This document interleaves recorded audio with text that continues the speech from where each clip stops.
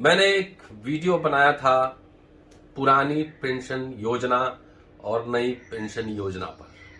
पुरानी पेंशन योजना आखिर क्या था? ओल्ड पेंशन स्कीम, वह बच्चों का आपके भविष्य था, वो आशा थी, एक सुरक्षा था भविष्य का। अटल बिहारी वाजपेयी ने 1 जनवरी 2004 से ओल्ड पेंशन स्कीम खत्म कर दिया और नई पेंशन योजना उन्होंने शुरू की, जिसके हिसाब से अगर आप नौकरी में हैं या आपके बच्चे नौकरी में जाएंगे तो उनका जो पेंशन कटेगा वो शेयर मार्केट के ऊपर आधारित होगा। फ्लक्चुएशन, शेयर मार्केट के फ्लक्चुएशन के हिसाब से चलेगा आपके बच्चों का या आपके नौकरी का पूरा जो पेंशन कटेगा।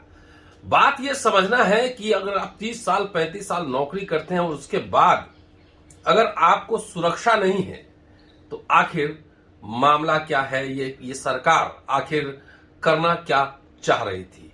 दोस्तों, रतनलाल बोल रहा हूं, काम की बात में आपका स्वागत है। और इस मुद्दे पर बात करने के लिए हमारे साथ वरिष्ठ पत्रकार संजीव पांडे साहब हैं। और अभी बता दूं थोड़ा बैकग्राउंड। अखिलेश यादव ने चुनाव के दरमियान ओल्ड पेंशन स्कीम लागू करने की घोषणा की थी।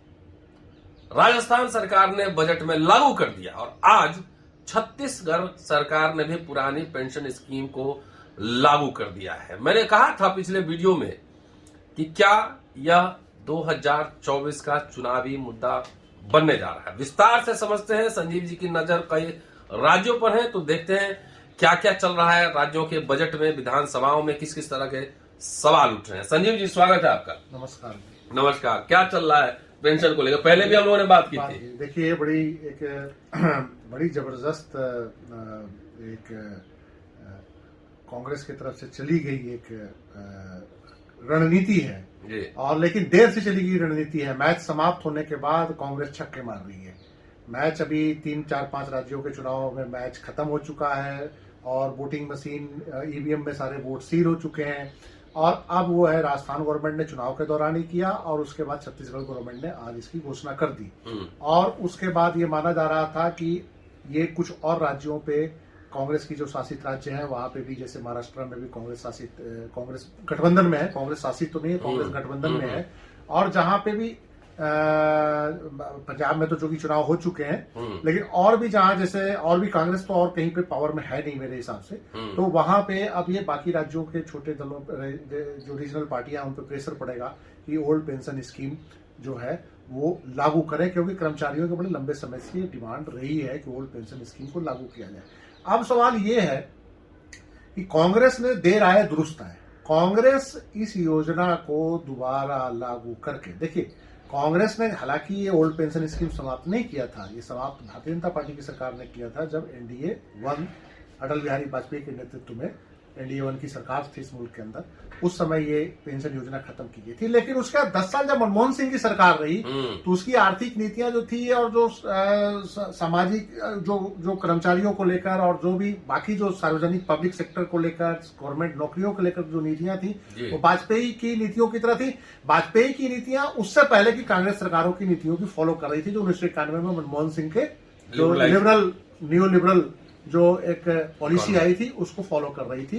तो एक तरह से ये लग रहा था कि कांग्रेस और भाजपा की जो नीति है, इकोनॉमिक नीति हो, चाहे पब्लिक सेक्टर को लेकर जो पॉलिसी हो, चाहे वो पेंशन को लेकर हो, सरकारी कर्मचारियों के जो भत्ते हैं या जो उनकी नौकरी कंडीशंस हैं, सेवा शर्तें हैं, उनको लेकर एक ही इनकी नीतियां थी और ऊपर से एक अच्छा तालमेल था इन सरकारों में।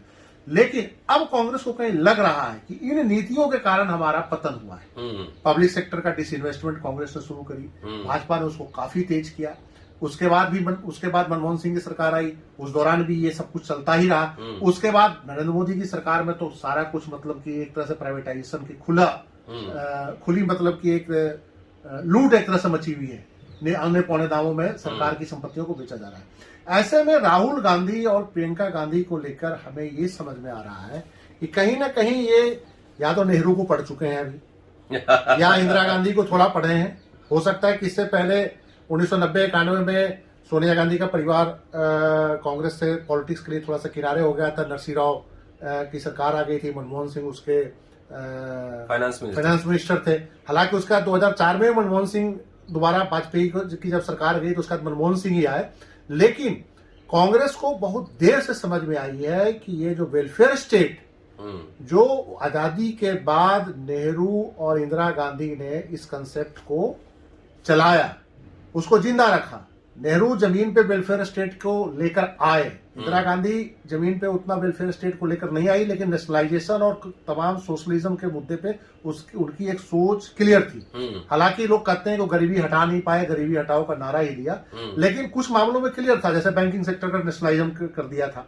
तो अब जो है कहीं ना कहीं ये जो गांधी परिवार जो है शायद नेहरू और इंदिरा गांधी को ध्यान से पढ़ा है, खास करके नेहरू को लगता है बहुत ध्यान से पढ़ा है। पहले शायद इनको लगता है कि बहुत पढ़ाई करी नहीं थी, या उनका वास्ता ही नहीं रहा होगा कि इनके जो पूर्वज जो इस देश पे शासन करते रहे उन्होंने क्या किया इस मुल्क के लिए, या उनकी आइडियोलॉजी क्या थी। तो उसको लौटते हुए लगता है कि इसका ओपीएस जो ओल्ड पेंशन सिस्टम की तरफ ये बढ़ रहे हैं।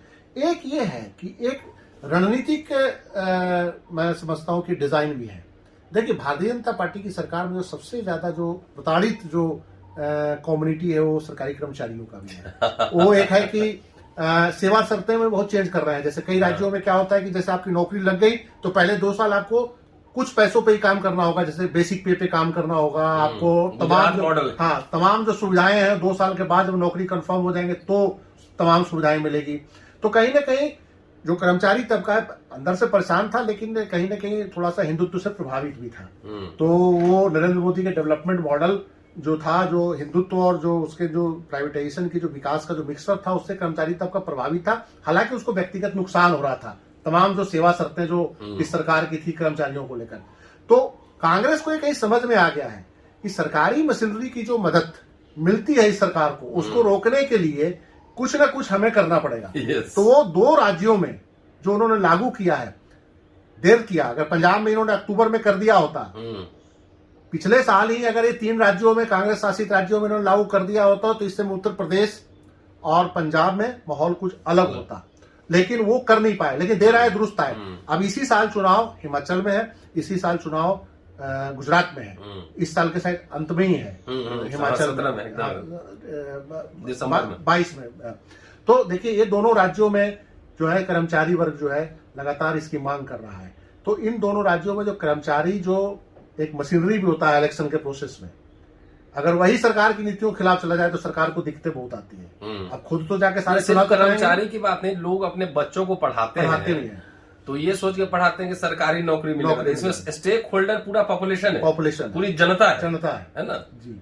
तो अभी जैसे 2 राज्य में हुआ है माहौल, तो हमने पहले भी बात की थी कि 2024 का ये चुनावी मुद्दा बनेगा जी।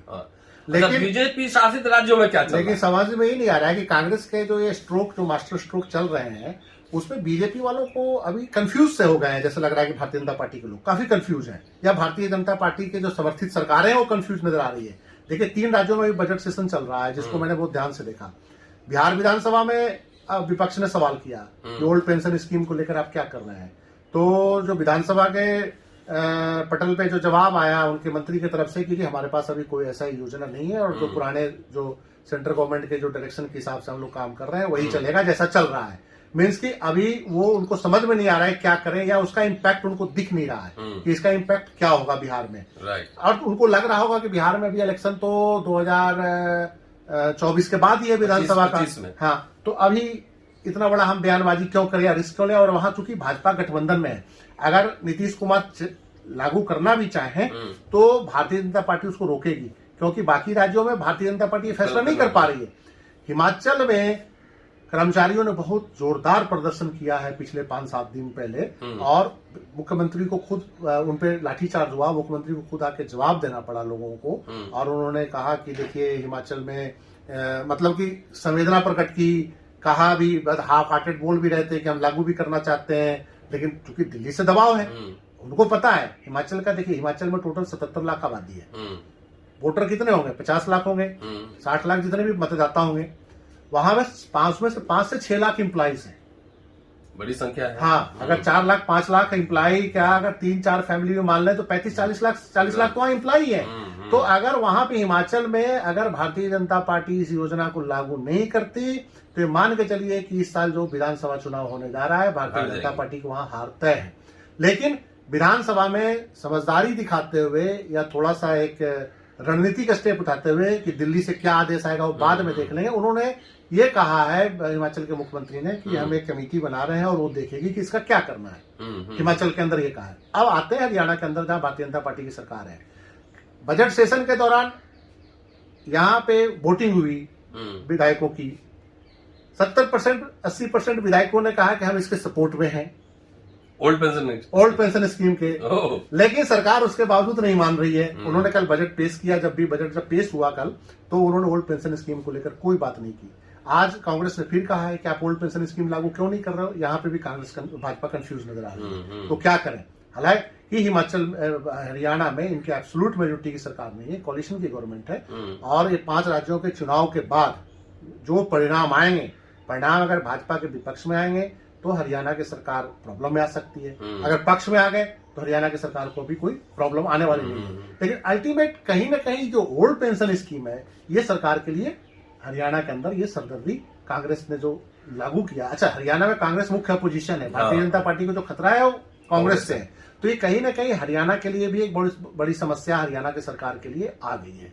और ये जो है भारतीय जनता पार्टी, हाँ, ये एक मैं कहीं देख रहा था कि भारत सरकार भी कानून मंत्रालय से कहीं एडवाइस ले रही है कि क्या ओल्ड पेंशन स्कीम लागू कर सकते हैं। तो कहीं ना कहीं कांग्रेस ने जो ये खेल फेंका है, एक जो एक पासा फेंका है, वो इनका राइट डायरेक्शन है। बहुत साल बाद लग रहा है कि कांग्रेस वालों को कुछ राजनीति समझ में आ रही है। भाजपा को कैसे काउंटर करना है ये इनको समझ में बात आ रही है और उस हिसाब से चल रहा है। लेकिन अभी फिर भी इनको बहुत कुछ करना होगा। अभी इनको ये वादा करना होगा कि प्राइवेटाइजेशन हम नहीं होने देंगे। इनको वादा करना होगा कि हम सत्ता में आएंगे तो नौकरियों को उसी तरह से निकालेंगे जैसे पहले निकालते थे। अभी राजस्थान और छत्तीसगढ़ में इनको बड़े पैमाने पर वैकेंसी भी निकालनी चाहिए। जहां पे अगर पद खाली है तो इनको निकालना चाहिए, बताना चाहिए कि हम प्राइवेटाइजेशन की तरफ नहीं जा रहे हैं, हम कोई भी स्टेट गवर्नमेंट में जो खाली पद है उसको भरेंगे। ये अभी इनको और भी बहुत कुछ करना पड़ेगा। सिर्फ ये नहीं कि ओल्ड पेंशन स्कीम, इनको अगर पूरे देश में युवाओं को, पूरे देश के अंदर जो बेरोजगार, जो पढ़े लिखे, जो शिक्षित बेरोजगार हैं, उनको अगर अपनी तरफ लेना चाहते हैं, जो शिक्षित बेरोजगार 2014 में नरेंद्र मोदी की सरकार बनाने में हम भूमिका निभाने वाले थे, और जो वही यूथ जो आज बेरोजगार घूम रहा है, पढ़ लिख के उसको नौकरी नहीं है, 30 साल 35 साल का हो गया, इंजीनियरिंग की डिग्री किए हुए तो 10,000 की नौकरी है, MBA किए हुए है तब भी 10,000 की नौकरी है। तो वो शिक्षित बेरोजगार जो है वो उसको अपनी तरफ लाने के लिए कांग्रेस को अपने जो कांग्रेस शासित राज्य है वहां पे खाली पदों की वैकेंसी भी निकालनी पड़ेगी, ताकि युवाओं में एक विश्वास लगे कि नहीं, कांग्रेस अपने पुराने वादों पे और नीतियों पे आ रही है। 14 में जो बेरोजगार था आज भी बेरोजगारी है, हिंदू राष्ट्र बना रहा था। 2014 में जो युवा था उसको लगता था कि नरेंद्र मोदी का जो डेवलपमेंट मॉडल है वो उनको बहुत खुशहाल बनाएगा। लेकिन वो डेवलपमेंट मॉडल के बाद बेरोजगारी के दर बढ़ गए और गरीबी भी बढ़ी। और इन्होंने जो पढ़ाई पे जो खर्च किया पिछले 10 सालों में, पढ़ाई भी अब बहुत सस्ती तो है नहीं कि आप 500 रुपए में जाके यूनिवर्सिटी में साल भर पढ़ लिए, 1000 रुपए में हॉस्टल में रह लिए। अगर आपको दिल्ली जैसे शहर में और किसी भी बड़े शहर में पढ़ाई करने आ रहे हैं तो मिनिमम खर्चा 20,000 रुपया है। यूनिवर्सिटी के फीस कितने बढ़ गए सेमेस्टर वाइज, आप देखिए कई जगहों पे सब ऐसा लगता है कि सरकारी यूनिवर्सिटी प्राइवेट यूनिवर्सिटी बन गया है। तो वो खर्चा जो बेचारे कर्ज लेके माँ बाप पढ़ा रहा है, पहले तो माँ बाप कर्ज लेकर नहीं पढ़ाता था, थोड़ा सा पेट काट के भी अपने बचत के पैसे से पढ़ा लेता था। लेकिन आज कोई भी किसान का लड़का या जो ग्रामीण इलाकों का, छोटे शहरों का बच्चा जो है, लोअर मिडिल क्लास का भी बच्चा अगर अच्छे स्कूल में, अच्छे कॉलेज में पढ़ना चाहता है तो उसको कर्ज लेना उस परिवार के लिए लाजमी है। तो कर्ज लेके पढ़ाने वाला बच्चा, जो मदर फादर कर्ज लेके पढ़ा रहा है बैंक से, 3 साल 4 साल BA की डिग्री और MA की डिग्री में उसने 20 से 25 लाख खर्च कर दिया, उसके बाद भी उसको रोजगार नहीं मिल रहा और 10,000 की नौकरी उसको मिलेगा। तो वो उसके लिए ये बहुत जरूरी है कि कांग्रेस उसको कैसे, उस यूथ को अपने तरफ लाने के लिए ये तमाम जो है, इसके लिए कांग्रेस को एक काम करना पड़ेगा। इसको कांग्रेस को कहना पड़ेगा कि जितने भी सरकारी दायरे हैं इसके प्राइवेटाइजेशन को हम रोकेंगे, और इस सरकार के दौरान अगर प्राइवेटाइजेशन हुआ सरकारी इदारों का तो उसको दोबारा नेशनलाइज करेंगे। जैसे इंदिरा गांधी ने बैंकिंग सेक्टर का नेशनलाइज किया था, उसी तरह से कांग्रेस को ये वादा करना पड़ेगा कि जब भी जो भी सरकार के कीमती सामान औने पौने दाम में बेचा गया है उसको दोबारा राष्ट्रीयकरण करके वापस लेंगे, वहां पे वैकेंसी निकालेंगे, वहां पे बच्चों को नौकरी देंगे और उसको चाइना के तर्ज पे प्रॉफिट का डिपार्टमेंट बनाएंगे। देखिए, पब्लिक सेक्टर प्रॉफिट का ही रहा है भारत में, घाटा नहीं रहा है। चाहे सेल हो, चाहे भेल हो, चाहे रेलवे हो, चाहे ओएनजीसी हो, चाहे जितने भी पेट्रोलियम कंपनियां हैं, ये हजारों करोड़ रुपया सरकार को कमा के दे रही है। सरकार उसके बावजूद क्यों इसको बेच रही है, एक अहम सवाल है कि सरकार क्यों बेच रही है।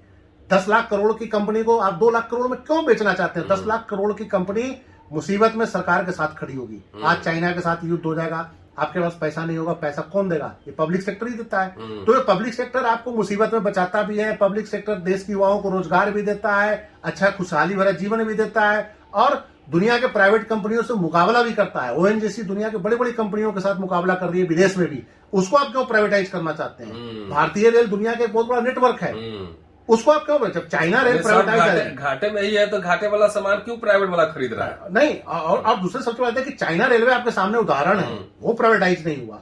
पूरी दुनिया भर में वो काम कर रहे हैं, अलग अलग जगहों पे उनका ठेके हैं, अलग जगह कंस्ट्रक्शन कर रहे हैं। अफ्रीका तक वो अपना विस्तार कर रहा है, चाइना रेलवे अपना काम लेके बैठा हुआ है, प्रॉफिट कमा रहा है। भारतीय रेल को ये मौका क्यों नहीं दिया रहा है? भारतीय रेल को ये मौका देने के बजाय यहाँ के रूट्स आप क्यों प्राइवेट कर रहे हैं? यहाँ पे ड्राइवर क्यों नहीं रख रहे हैं? यहाँ पे कंडक्टर जो टीसी क्यों नहीं रख रहे हैं? ये क्यों? आखिर क्या है? क्या रेलवे का ऐसा हो गया था कि रेलवे एकदम घाटे में चली गई थी? रेलवे तो पीछे हर साल बजट प्रॉफिट में आ रहा था, फिर एक घाटे में कैसे आप दिखाने लगे इसको? यही हाल आप बैंकों का कर रहे हैं। चाइना के अंदर जो पब्लिक सेक्टर के बैंक है वो बहुत मजबूती से पूरी दुनिया में अपनी ताकत दिखा रहे हैं। आप उसको दिखाने के बजाय बैंकों को जबरदस्ती घाटे में ले जा रहे हैं। बैंकों को जो लूट रहे हैं वो सरकार के प्रोटेक्शन में भाग रहे हैं। जो बैंक को लूट रहे हैं, आम पब्लिक मनी लूट रहे हैं, बैंकों के पैसे को लूट रहे हैं, उनको आप प्रोटेक्शन देके भगा रहे हैं। इसकी जानबूझ के आप सरकारी संपत्तियों को लुटवा रहे हो। ये चीज पे कांग्रेस को अपना स्टैंड क्लियर करना होगा कि क्या ये, जैसे भारतीय जीवन बीमा निगम है, लोग बताते हैं कि 40 लाख करोड़ की परिसंपत्ति है, मतलब कि अदानी अंबानी से कई गुना ज्यादा, उसको भी आप बेचने पे हैं। भारतीय जीवन बीमा निगम हर वक्त मुसीबत में सरकार के साथ आई। शेयर मार्केट गिरने लगा तो वहां भी आपने कहा कि शेयर मार्केट को उठाओ पैसे लगा के। तो आपको शेयर मार्केट भी प्राइवेट सेक्टर को ही बचा रही है जाके। जिनके शेयर टूट रहे हैं उनका शेयर ज्यादा अदानी अंबानी का ना टूटे, तो आपने LIC को वहां ढकेल दिया। तो ये जो तमाम चीजें हैं, ये सारी चीजों को देखना पड़ेगा कि ये जो सरकार की जो बहुमूल्य संपत्तियां हैं उसको बचाने के लिए कांग्रेस क्या करेगी। क्या मनमोहन सिंह की जो योजना थी, मनमोहन सिंह भी वैसे ही बेचना चाहते थे जो भाजपा की सरकार बेच रही है। मनमोहन सिंह भी उसी कड़ी के बंदे हैं। तो क्या उससे उलट कांग्रेस ये वादा करेगी कि हम नेशनलाइज करेंगे, और प्लस ये भी वादा करेगी कि जो बड़े बड़े जो हमारे पूंजीपति घरानों ने जो संपत्तियां औने पौने दाम में खरीदी है, क्या उनसे लड़ने की क्षमता है कांग्रेस के अंदर? अदानी अंबानी ने जो संपत्ति औने पौने दाम में अगर खरीदी है तो क्या ये दोबारा नेशनलाइज कर सकते हैं? कांग्रेस ये बताए पब्लिक के सामने। तो जनता के पैसे का कंपनी है, वो वापस तो लेना ही पड़ेगा आज न कल। मैं वही कह रहा हूं कि ये कांग्रेस को ओल्ड पेंशन से आगे बढ़ना होगा। ओल्ड पेंशन में 2 राज्यों को लागू कर दिया, निश्चित रूप से एक अच्छा कदम है, वेलफेयर स्टेट का कदम है। और उसके बाद इनको चाहिए कि जिन राज्यों में अभी जहां जहां इनका प्रभाव है वहां पे ओल्ड पेंशन स्कीम तुरंत लागू करें एकदम। और जहां पे भारतीय जनता पार्टी की सरकार है उनको पर दबाव बने तो वहां पे ओल्ड पेंशन स्कीम लागू हो। उसके बाद ये इस पे आए प्राइवेटाइजेशन के खिलाफ, और जो औने पौने दाम में सरकार की संपत्तियों को बेचा गया है वो देखिए, 2 बातें बड़ी स्पष्ट है। जो कारपोरेट घराने भाजपा के साथ है वो कारपोरेट घराने के कांग्रेस में भी पेनिट्रेशन है। तो उसको रोकने के लिए कांग्रेस को अपना एक एजेंडा क्लियर करना होगा कि वो कैसे इसको एजेंडा को क्लियर करें। चलिए, शुक्रिया संजीव जी। और ये थे संजीव जी, वरिष्ठ पत्रकार हैं और लगातार आप अम्बेडकर नामा पे इनको सुन रहे हैं। और ये शुरू में ही हम लोगों ने एक मुहिम चलाई थी कि 2024 का लोकसभा चुनाव, उसमें ओल्ड पेंशन स्कीम चुनावी मुद्दा बनने जा रहा है। और उसके साथ साथ जिस राष्ट्रीय संपत्ति को भाजपा सरकार ने औने पौने दाम में बेचा है उसके राष्ट्रीयकरण का भी, उसके नेशनलाइजेशन का भी मसला चुनावी मसला बन सकता है। देखना है कि पॉलिटिकल पार्टीज कैसे रिस्पॉन्ड करते हैं। शुक्रिया, कीप वॉचिंग एंड शेयरिंग। फिर आपसे अगले एपिसोड में मिलता हूं। शुक्रिया, थैंक यू।